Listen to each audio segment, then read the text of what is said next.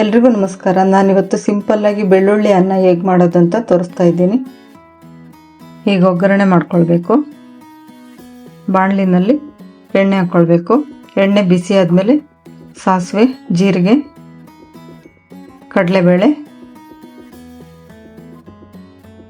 ಉದ್ದಿನಬೇಳೆ,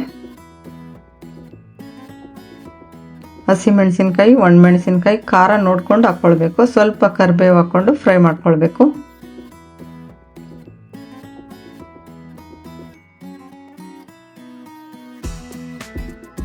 ಗೋಡಂಬಿ ಸ್ವಲ್ಪ ಹಾಕ್ಕೊಳ್ತಾ ಇದ್ದೀನಿ.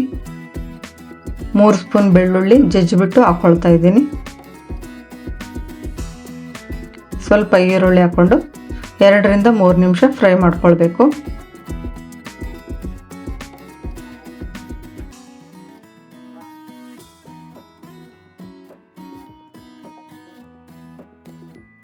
ರುಚಿಗೆ ಎಷ್ಟು ಬೇಕಷ್ಟು ಉಪ್ಪು ಹಾಕ್ಕೊಳ್ತಾ ಇದ್ದೀನಿ.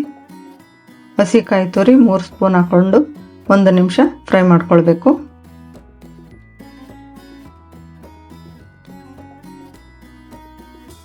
ಈಗ ಅನ್ನ ಹಾಕ್ಕೊಳ್ತಾ ಇದ್ದೀನಿ.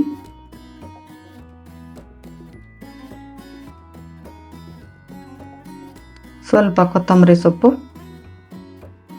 ಸ್ವಲ್ಪ ನಿಂಬೆಹಣ್ಣಿನ ರಸ ಹಾಕ್ಕೊಂಡು ಮಿಕ್ಸ್ ಮಾಡ್ಕೊಳ್ಬೇಕು.